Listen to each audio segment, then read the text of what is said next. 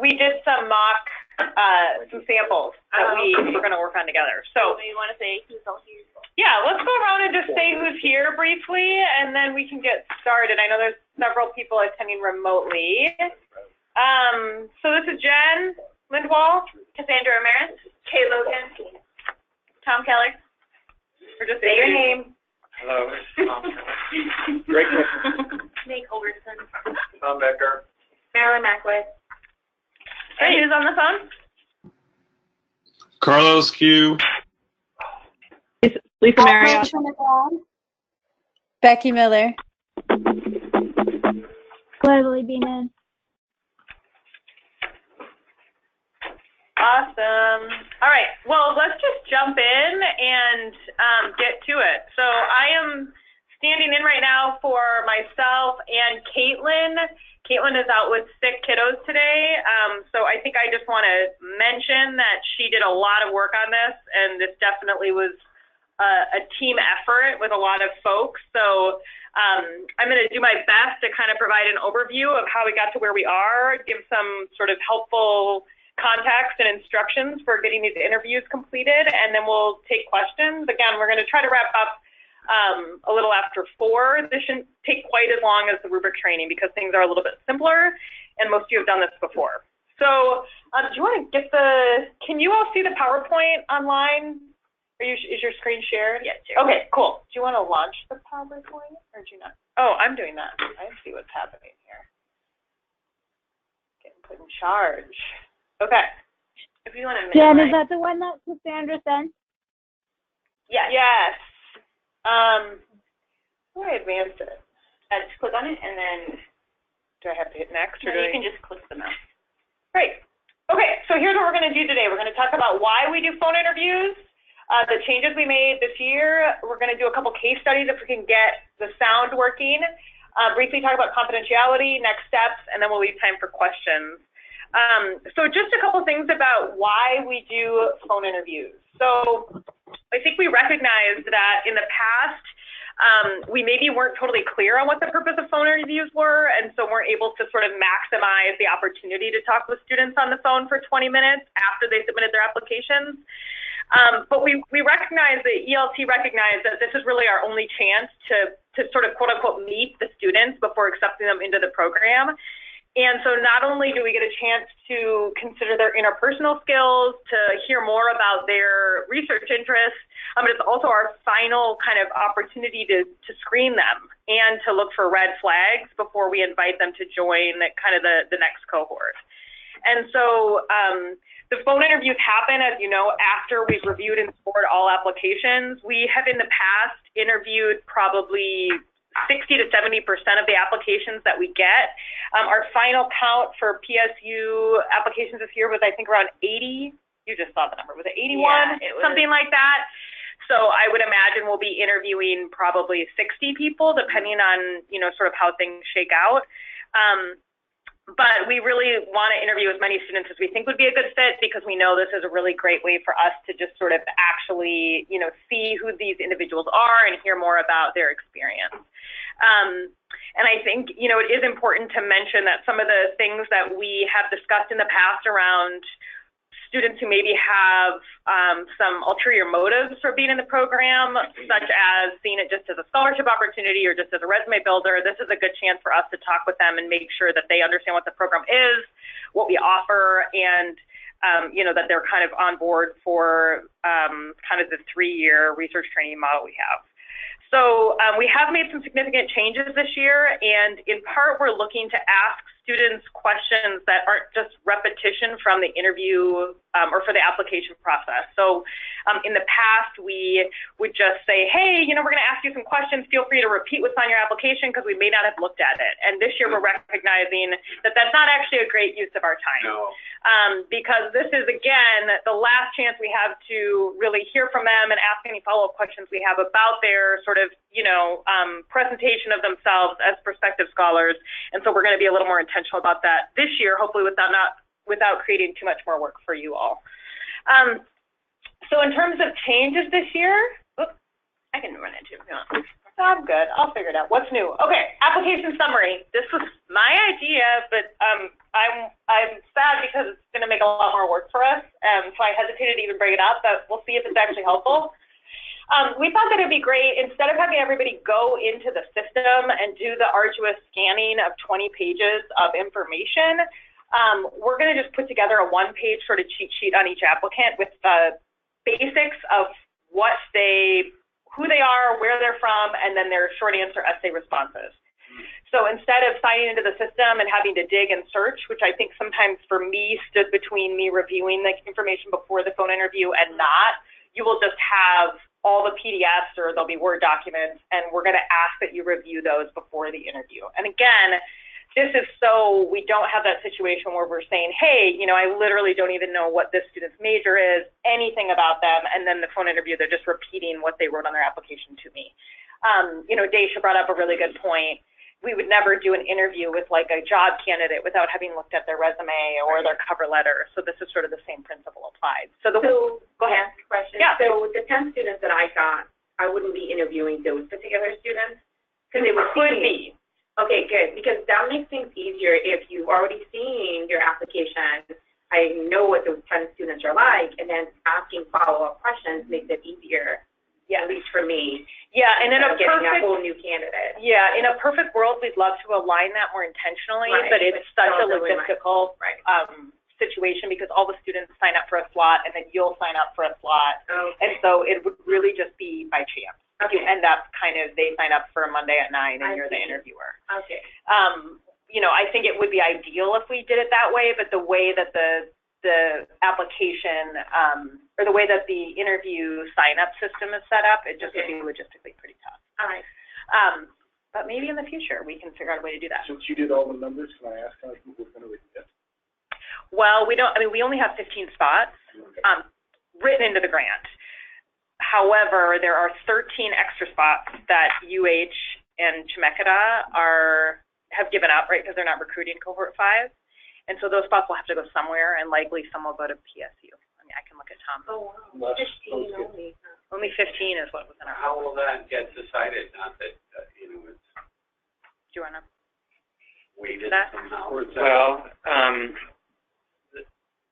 what we did last year, and I think the strategy this year is to have each site go through the regular recruitment and application process and fill their designated slots that you saw, so they maybe have 5, and then have a ranked waiting list, and make a case like we think we should have 2 more because the strength of the, and then we will look at the strength of the pool, like if they had twice as many applicants as spots, that's better than if you only had if they're trying to take all of their 7 applicants. okay, they just don't want to make a cut. Any chance that those will come if our budget gets reduced by United? Can they identify that there's 13 slots that will not go back to institutions that we had before? Yeah, if so, I'm just sorry. Never mind. I'm not held against the upper fourth line. Ignore that altogether. Moving right along. Yes, but what this does highlight related to this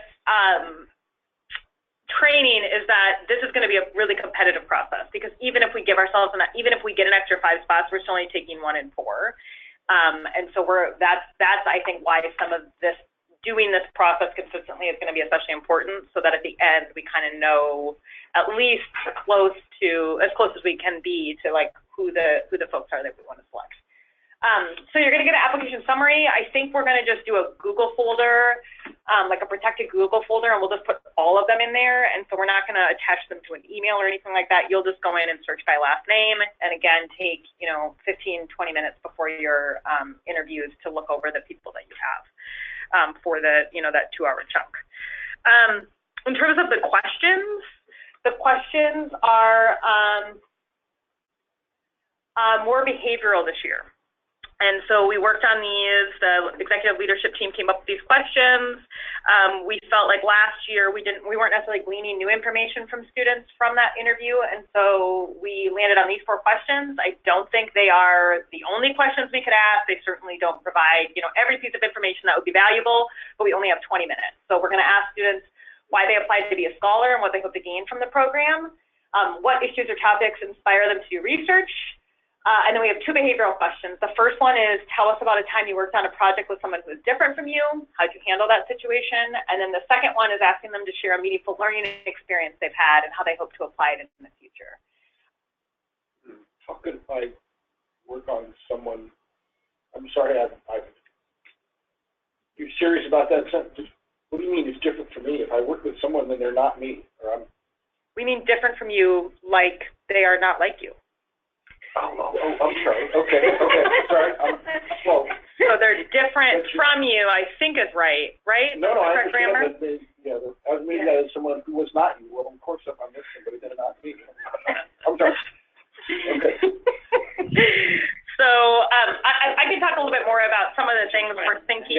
Yeah, it's your twin. It's the and so also just of note, this year something we're doing for students is we're not going to provide these questions, but we're going to provide the general list of things we're going to talk about on the phone interview. In part, meetings with the Diversity Resource Center here, or the Disability Resource Center here, sorry. They're sort of pushing us to make sure that we're being as inclusive and accessible as we can, and allowing students who need more time to prepare that opportunity is something we want to do. If a student requests the questions ahead of time, we would likely give them to them, but we also aren't looking for a written answer that they read, and so we're just going to kind of have them have thought through things and then hopefully have some more genuine responses in the moment. I think this is a great idea. Okay. Having done interviews before and go, what is he going to ask me? If I had a general idea of what it was going to be about, it was so much easier. Yeah, so it's like you could maybe have thought through I'm going to talk about a meaningful learning experience, but you don't necessarily have, a sheet that you're reading from. Jen? Yes, please, go ahead. Did you say you're going to come back to this question 3? Yeah, but if you want to talk about it now, we can just go for it. I mean, it's just a little hard to hear, so I wasn't sure if you were saying like we're going to circle back to this, or because I am also a bit confused by this question. Okay. Let's just talk about the questions now. Go ahead. Okay, so I think that was Drake talking, but what is the goal of this question? Because as I'm agreeing with him, like literally no 2 people are similar. So is it like you explain how this person was different from you and how it informed what you did? Like an age difference, would that be an acceptable, Well, that's what we're leaving to their interpretation. I think in part we want to know how they might define difference and how they think about sort of the diversity of style or background or experience or perspective in terms of it bringing value to their life and to a project versus being sort of something that is a challenge to overcome or a problem to fix or a person to change. So I think they could really, I think they could really respond a variety of ways. They could say, oh my gosh, I worked with this person and she was so blah, blah, blah, blah, blah. I mean, like they could really go for the blame and not take any personal responsibility. Right. There's just, and I think part of what the next step for us to do next year is to talk more about like core competencies and what exactly we're really after in these questions and defining those. But I think this question came from wanting to hear a little more about their interpersonal skills, their perspective on difference and diversity, and kind of what kind of personal responsibility they take when they're in a group of people trying to get something done. But I'm also going to ask Tom to chime in since he worked on this question as well. Well, I was going to say, aren't you going to give your example of when this was used? Oh my goodness. So we used to do the question like this in an interview, and we were recruiting mentors for this program I was in, and we were like, oh, tell us about a time you worked on a project with somebody who's different than you and how'd that go, whatever. And he was like, you mean like my wife? And I mean, he was unbelievably rude. But the red flag in that was really significant for us. We were just like, no way are we going to put you in a position to volunteer to support a young person. So in part, I think this gets us closer to understanding how people work with others, Right. And what kind of emotional intelligence and skills they have. Yeah. But I mean, this is a question that my husband uses all the time in their interview process at Intel. So it's something you're always looking at. How are they going to work in a team? Yes. How are you going to handle conflicts? Just with people, because you're going to be in a high-stress environment with different people from different backgrounds. So they ask that question in their behavioral interviews on the phone just to kind of see who are we going to be working with in the future. I have a question. So this is a common interview question, and I feel like the common purpose of this question for interviews is, how do you deal with conflict and interpersonal issues? And so if a student answers it strictly from that perspective, and doesn't talk about like the diversity at all, are we like supposed to ask them about how that person was like different from them, or is the standard like if they like mishear us or just like automatically assume it's just an interpersonal thing? Should we be like asking follow-up questions, or? I feel like Daisha particularly wanted to leave we talked about making it more specific, like somebody who came from a different background than you, but Daisha's like, why don't we just say different and let them define different? See what they do. Right. I see what you're getting at here. And they could also go to the conflict and, the tension and how they resolve it, or they could say, oh, I had a great experience working with somebody who's different because they taught me things I didn't know before. So again, they can shade it either through the overcoming or through the addition or benefit, or, so it's again, I don't know how we're going to determine what's a great answer, but Well, it'd be It's how do you handle it? interesting to watch it unfold. I think Alma made a comment I saw pop up about adding the word background. I think we didn't want to necessarily limit it, though, to background, because we wanted somebody to be able to define that difference differently. We wanted them to be able to say, actually, it was just I had a really different style, or took a really different approach and came up with different, ways to carry out a project. We should be, we will be asked to give an example of what you mean by different. If I were asked this question, I go, well, what do you mean different? What would you say to that? Well, what would, you're asking, if a student asked me how I would define different, I would say someone with a very different personality than you, or a different working style, a different racial or ethnic group, a different sexual orientation. It's open for your own interpretation. That's what I would say. I'm sure that we'll be asked. Yeah. You're paired together. Yeah. So, in my own life, the person who was most different than me, didn't sleep. He worked 100 miles an hour. He expected everyone else to work like that, and he was a guy on the go and not very pleasant, completely goal oriented. So I didn't relate to him at all, and it was not a real happy experience for me. But it went on for many years. So you get a 0. I'm kidding. Right. You know how to score that. I'm teasing you.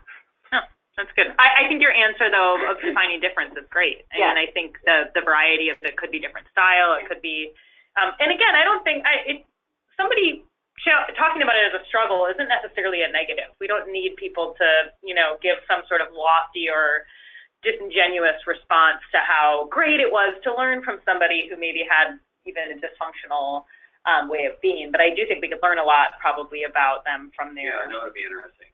So in terms of full disclosure, you're all sitting here wondering, well, what's the answer to the second part of the question? How did I handle the situation? Well, I got PTSD from working with that guy, and I still have it. So. But it could be that I have PTSD, but I seek a counselor to help me see whether it's right? I think I'm all right. Yeah. So any other questions on this question? I think we definitely have room for improvement if we're doing this again. So, new questions or edited questions are welcome moving forward. Okay, so let's move on to scoring. So we are going to do something new this year in that we're going to quantify our responses to these behavioral phone interview questions with a rubric that I will hand out now. It's very simple. It's much simpler than the scoring rubric for the application system. We're really just looking for a response 0, 3, or 5. I know 3 is not halfway between 0 and 5. We're aware of that, but you guys get the idea. We're looking for just the same sort of, a 0 is just they didn't answer it. They were unclear or vague in their response. They didn't give good examples. They had to have a ton of follow-up prompts to give more than a one-word answer. A 3 is, they provide a clear response. They are good, or, there's some relevant information. And then a 5 would be there's compelling response to the question. They don't need a ton of follow-up prompts to answer the question. And, you just felt like it was really great. Now, we're not going to be, your 3 or 5, don't agonize over it. This isn't going to be the make or break it. This is just a way for us to have some sort of shared system for scoring responses to questions, especially if we need to look back at, how an applicant sort of performed over the course of the phone interview. And we're going to, this will be within the Scholarship Manager system, which is new this year as well. And so you're going to be scoring them on each answer, and then you'll be giving your sort of what we did last year, which is should this person advance? Yes, no, or maybe. Are we doing interviews in pairs like last time? We are doing interviews in pairs like last time. Are they faculty staff? They are hopefully going to be faculty staff as long as we can pull that off. So 1 faculty, 1 staff together. So to clarify, you're going to have to come up with a shared score between you and your partner. So there'll just be 1 score, and you'll have to duke it out. And 1 set of comments? Yes. Okay. So what will happen is we have these quantifiable responses. Again, we're trying to reduce the subjectivity and, increase the usefulness of this part of the process. You're going to be entering those scores into the application system, and you can decide if you do that in the moment, because, again, we have 20-minute interviews and 10-minute break now. Last year, we tried to do 3 an hour, but all the years previous to now, we've been doing 3 an hour. Now we're just going to do 2 an hour. So you should have a few minutes to catch your breath, to kind of, collect your thoughts. And then you can either assign someone to enter the final scores, or you can, try to do it at the end of your time together. Okay. Does that make sense? Or in between if you've got, 8 minutes or something. Yes. So this is the rubric again. There are not specific things that we have provided to look for in each question, but just a simple 0, 3, 5. Are there questions about that scoring conventions, whatever you would call those? It'll probably work. Huh? Caitlin would scream, but I won't scream. I would like to change the first one to a 1, 1, 3, 5, so that all the answers we get are odd. But it's just psychologically easier to give somebody at least 1 point than a 0. Okay. Let me ask her about that. It's interesting that way, if you score once at the top and the bottom, it's equivalent to scoring twice in the middle. We're adding these things up, just saying. Yeah. If we want that to be true, then we need that 1 in there. Yep. Let me check with Caitlin. She would have to do that. I mean, she might be like, yeah, that's fine. It's not a big deal. Any other questions about this scoring rubric? And then there aren't, you can't do like a 1. You can't do like 4. What you see here is all you had. And yes. I think it would be hard to imagine somebody performing so poorly that they were, getting literal 0, unless they say nothing at all, which has never happened before in an interview. So what if the students, if I were interviewing for anything, I would expect the question, do I have any questions for the interviewers? We're just going to skip that? No, we're not. But I can talk about that in just a second. Okay. the kind of setup with the script that we're going to send out to you. Yep. Any other questions about this? Everybody feels okay? All right. So we're not asking about orientation at all, since they answered that on the... We are not asking about orientation. One of the ways that we're going to save time in this whole process is by not asking about their eligibility information during the interview. We've just made that call because we already had them provided on their application, and we can verify it on the back end, and so that'll save a couple minutes. And we don't have to kind of say, are you a U.S. citizen, which, you know, feels a little silly. It's kind of a weird way to start. Okay, so if we go to the next slide, we're going to require comments this year because we just need them. We're looking for you to provide, this is similar to your application review comments, what's something that stood out to you? It could be good or concerning. Any red flags? So the red flags that I think are really notable are students who seem motivated only by the financial benefits. They don't really have an interest in research, or they're uncertain about the commitment. You know, I mean, those are some of the things we tend to look for. So if anything like that came up in the application or in the interview, it'd be good to note that. And then, you know, just your rationale for why you are either recommending them or not, or giving them a maybe. And so, you know, I think that this could be 3 or 4 sentences. We have a couple samples we can go over if we have time, but I think you all understand what we're looking for here. It's just a way for us to not have to come back to you and ask again for what the interview was like and why you gave them a maybe and that sort of thing. Any questions about comments? Okay. So we're gonna, if I can get the audio to work, we're gonna listen to a recorded answer to a question and do the thing we did before where we all come up with our own ratings and then we compare them to see how that goes. But what was that? You get little cards. Yes, let's do cards. It's not as great because so many people are on the phone, but you all can write in the comment box. So before we go into this, actually, let me just kind of say, I think this is a good time to just talk through the script really briefly because one of the things that I feel like is really important in doing phone interviews is just kind of setting the tone and getting people comfortable. And so I realized that I had kind of a script that I was doing at the beginning of most of my phone interviews that was really more just not written down, but things that I felt like would be good to say. And so we've kind of written some of those things in this year. So we just want to make sure when we start that we say hello, that we introduce ourselves, that we thank them for taking the time. And then I think it's good to just let them know how the interview is going to go so they don't have some sort of anxious feelings about whether or not they'll get to ask questions or not. So saying something like, hey, you know, we're going to take about 15 minutes and ask you some questions. We will leave time at the end for you to ask us questions.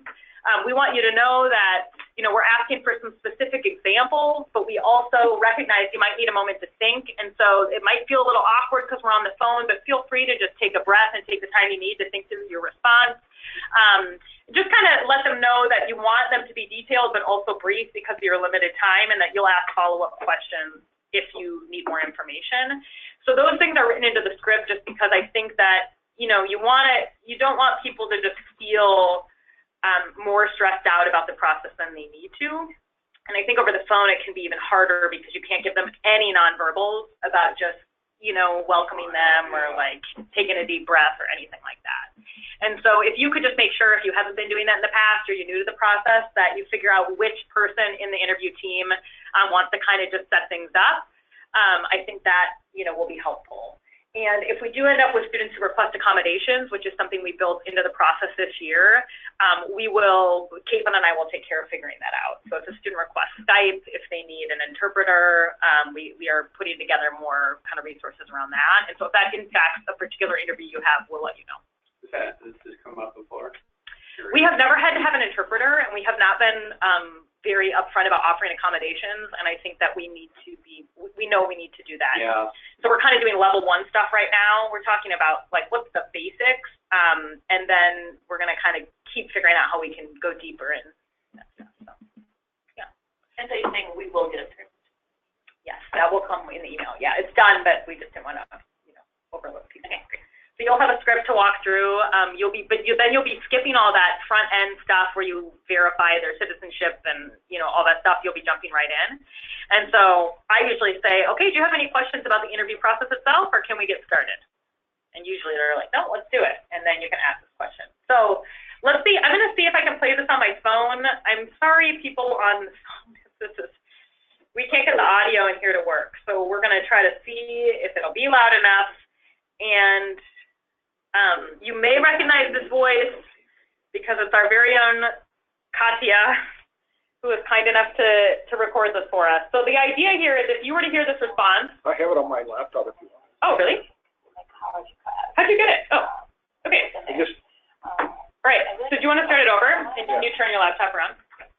Okay, so the question we are asking this is, and these are only like 90 seconds long or 2 minutes. So let's just listen. And the question for you all is, do you give this person a 0, a 3, or a 5 for this response? Do you want me to pull it up? I have it on my computer too. Research, but then my professor was really passionate about it, and I guess the professor of the same class, and I guess it sort of made me more interested in the idea of doing research. Wow. Here, I have it. All right, we're going to try to see if we can do this. Everybody's going to have to be so quiet.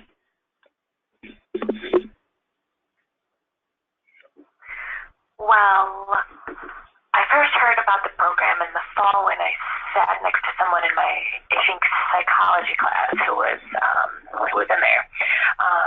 I really didn't think a lot about research, but then my professor was really passionate about it, and I guess of the professor of the same class, and I guess it sort of made me more interested in the idea of doing research in science.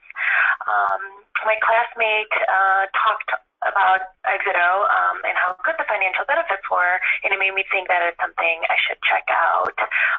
And then someone came into my class during winter term and talked about the program, and I started seriously thinking about it, and I looked more and more into it. It got me thinking that there are a lot of mental health issues in my family and my extended family. Even like my siblings, and I've seen a lot of different problems with depression and anxiety, so I think there should be more research done on the causes and treatment for mental health issues for the Mexican American community, which my family is part of. I don't really have a lot of role models, so when I was growing up, none of the adults in my family went to college. So I had to learn a lot by trial and error. So I think that EXITO program could really help me gain the skills I need to be successful going forward, and maybe give me some of those role models to show me what it would look like to do research. I know if I really want to do research, it's going to take a lot of hard work and people pushing me. It seemed that the program would provide the research experience and mentors, so I'm hoping that I could get those things from EXITO. Okay, so select your rating, or write it in the comment box if you're on the phone. Hopefully you could hear that, everybody.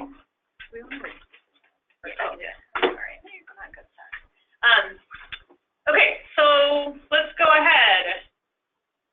What do we got? Okay? Go ahead, everybody flip. Okay.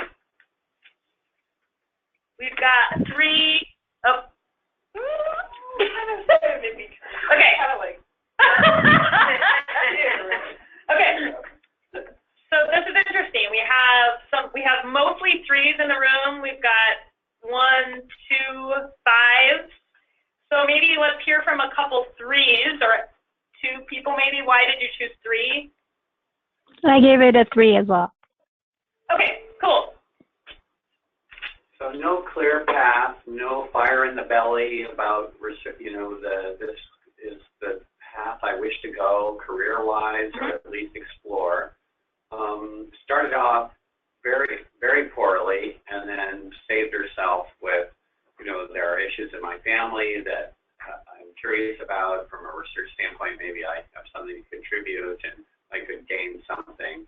And while testing the water. So she's not been bitten by the research bug, but she's also got some possibilities to gain and maybe contribute. Mm-hmm. How about somebody who gave a 5? I'd switch back to 3. My partner. So it's me? Sure. Okay. Yeah, Or Becky. Becky online gave a 5 too. I can go. So Okay. I agree. She did start off poorly. I was like 0.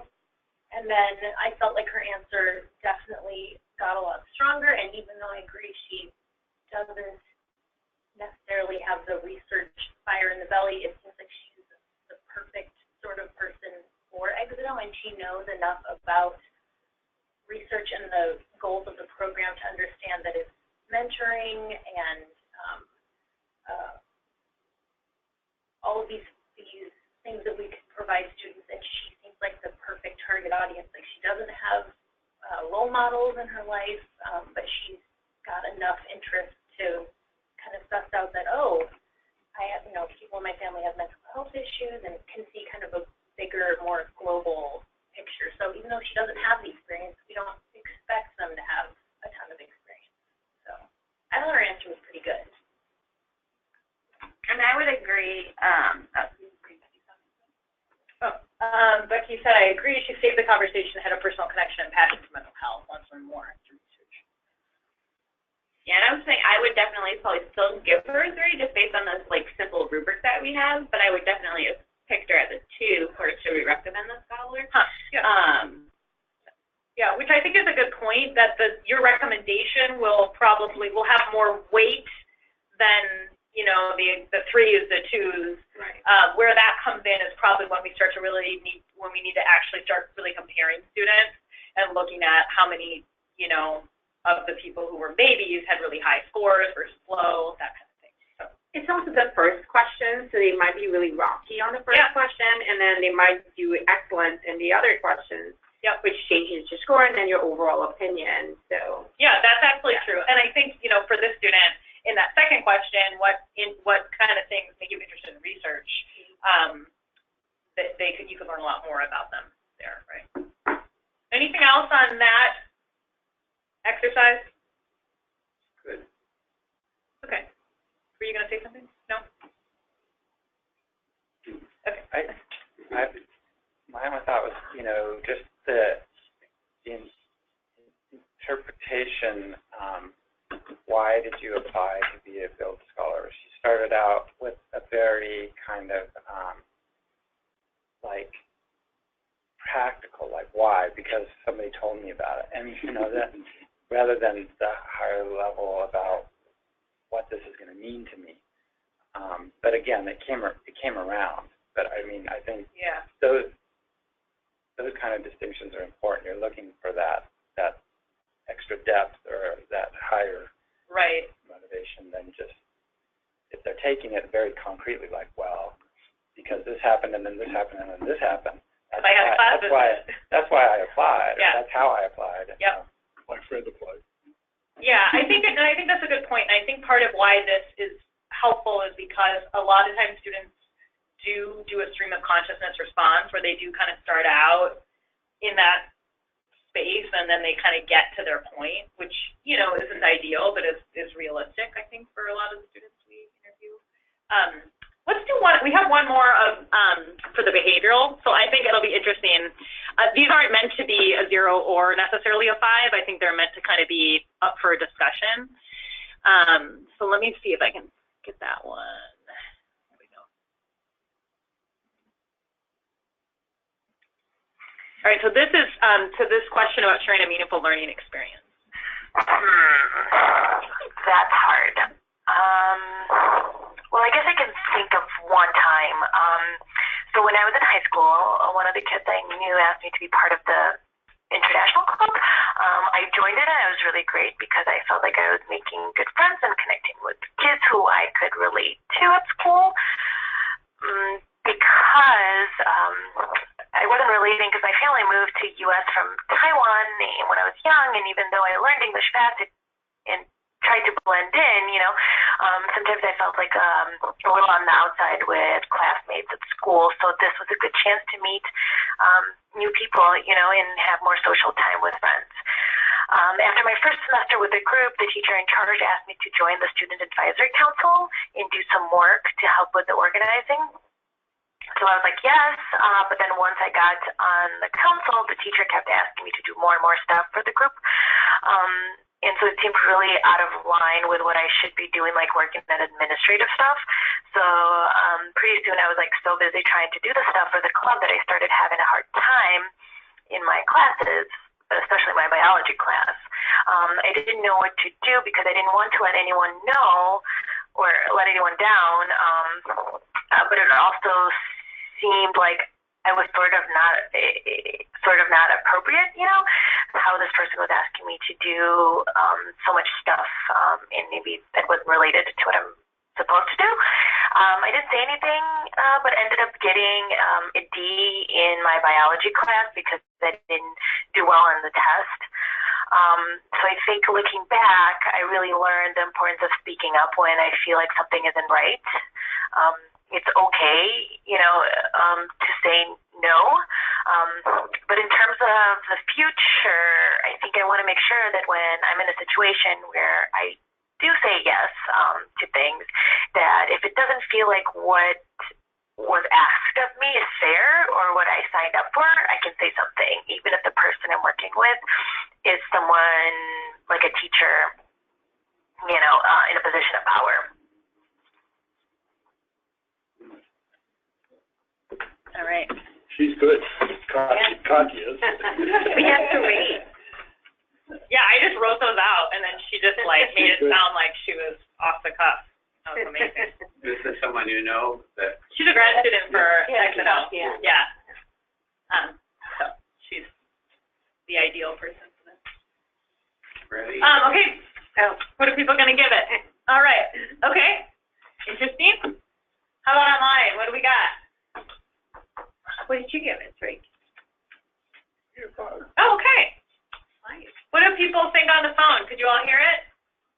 Okay. Yeah, I gave it a 3. Okay. This is funny. The phone people are critics. It's not a bad thing. So everybody in the room gave it a 5, and everybody that's on the phone gave it a 3. So let's hear from the 3s first. Can you provide any rationale? Well, it is hard to connect when you're on the phone, honestly.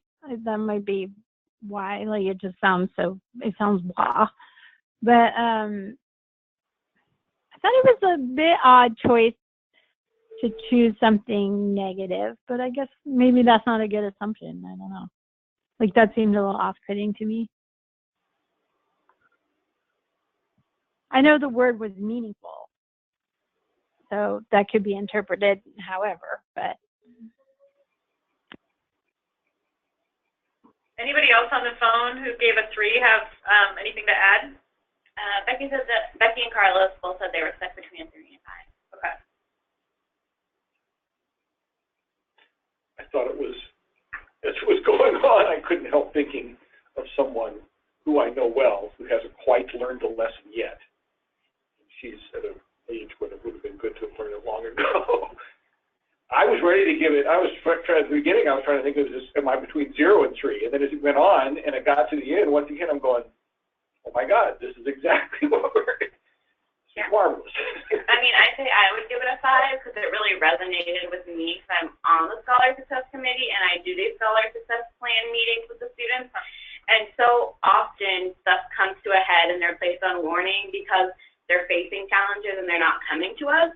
And so while it was like a different situation where the issues were like unfair, I kind of feel like she learned the lesson, and if she was in the program and facing challenges, she'd be one of the few students who, you know, are proactive, reach out. So from like that perspective, like thinking of her as a scholar, I think that, you know, she would work well in those situations. So a lot of the stuff does come up where students are placed like in challenging positions or, you know, are in these types of positions and they just don't say anything. And she started off positive, being in a club where she got to connect and meet with people, and then she, you know, went into the negative, which I think is great to talk about negative things if you can end up putting a positive spin. And she had a great positive spin in the end that was compelling, and I liked her. Becky almost said that she would have given it a 4. And Becky said, I wanted to know more about her actual learning experience and what she does with that knowledge now. Yeah, there was kind of a lot of details in that weren't pertinent to the learning, right? Okay. Anybody want to say anything else before we move on? Nice work. Give us something to think about.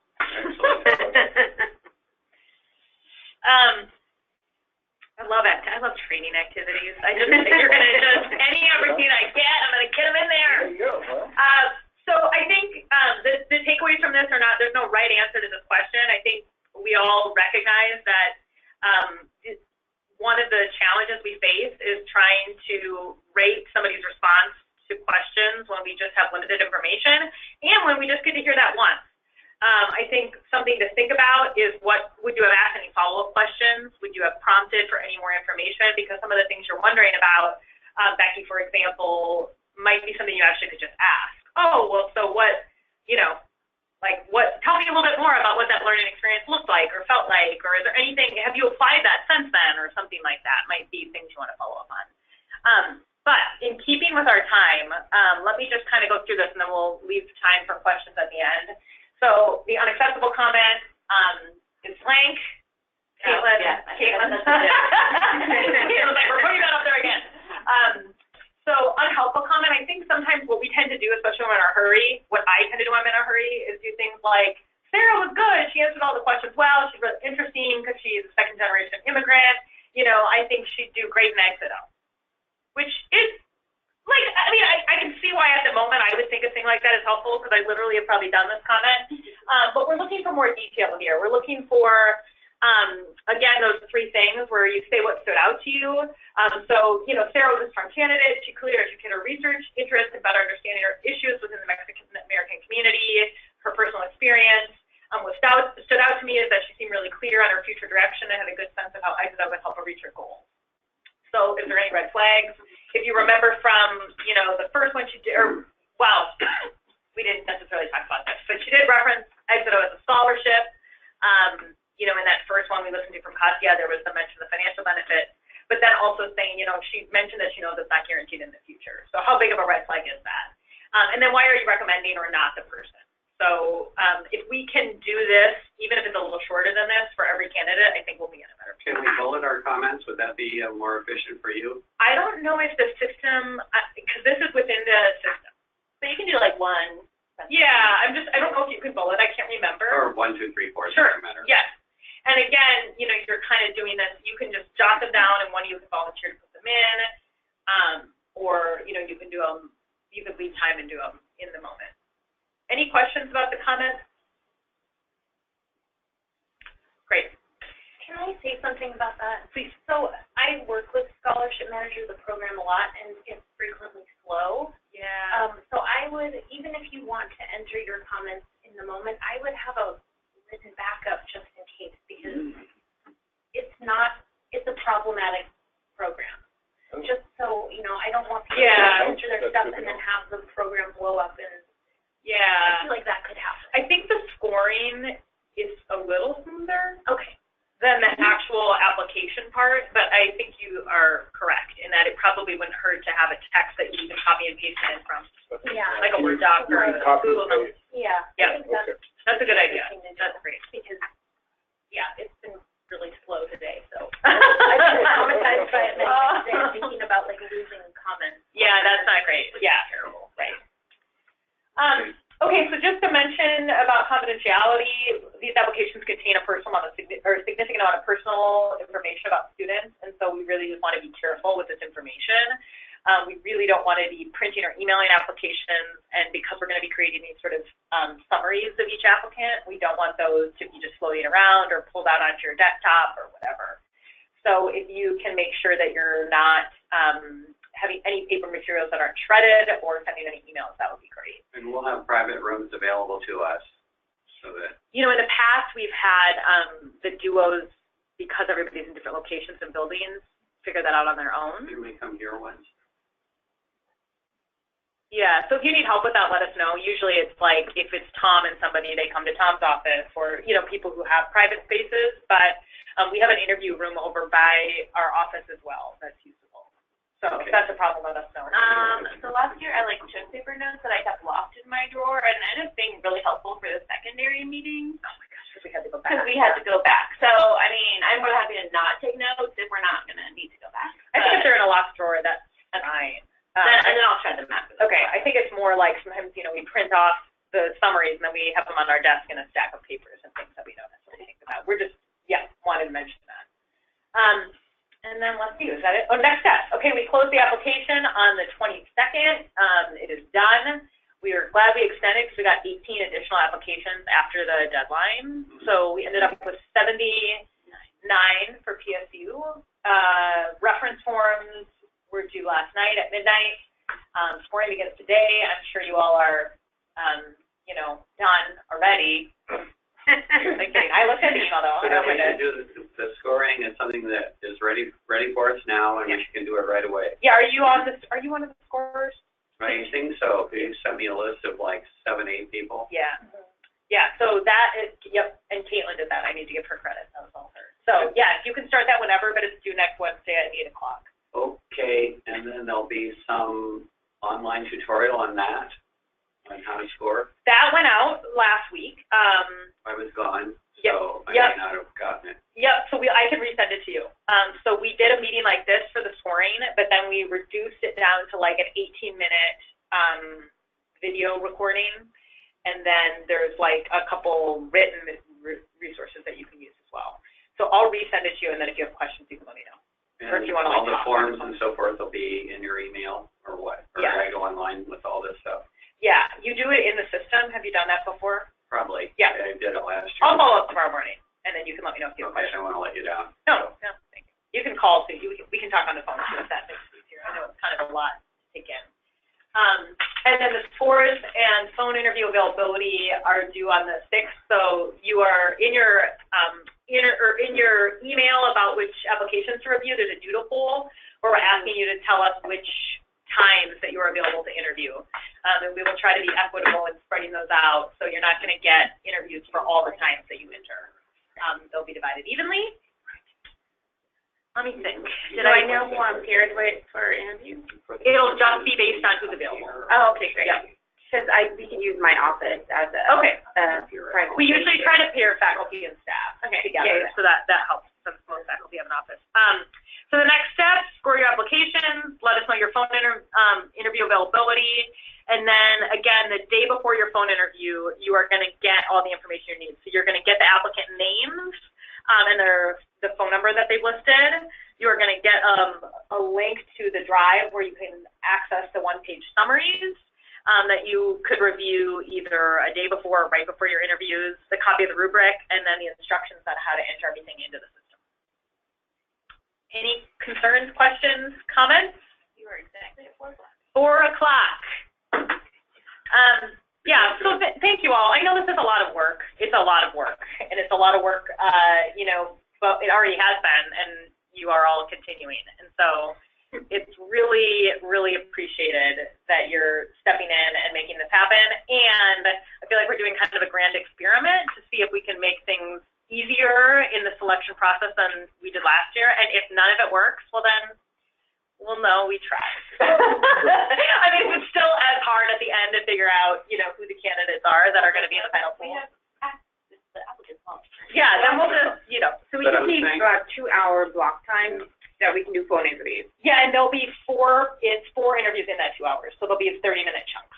Okay, so it's just 2-hour block time. So I'm thinking that the only right thing for us to do right now is to score you and your effort here. So everybody get a number. And 3. Well, let's just everybody give a 0. You guys can be mean because you can script and Katya can portray students at all levels of stuff. Yeah. We're going to actually we're going to just hire ourselves out to do that. Improv.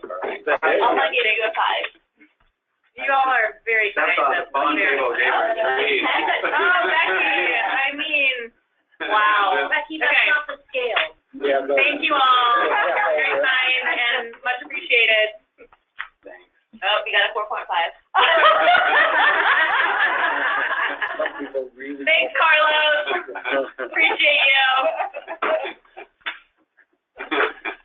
I just want to say it's really great that we are fine-tuning this process, because going into 2.0, we're going to have 2 for each cohort, right? So we've got the 2 phase, right?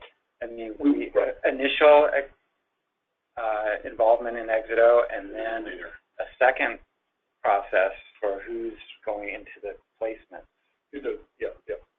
So what we're doing now is going to be really important, because we'll have not all the sophomores transition automatically to the RLC placement. Oh, that's so sad. I'm sorry. No, So that's why having rubrics, having objective process is going to be more important. Not through EXITO, but we will probably connect them. You're a nice person to be concerned. You're a good and nice person. Well, it's such a, I mean, it's so, I don't know. Like, I've been in a program like this before, and bye, everybody. Thank you. if I wasn't, it would not have shifted my direction completely. And I'm thinking about the first candidate, you know, about hearing it from my class. I learned about research opportunities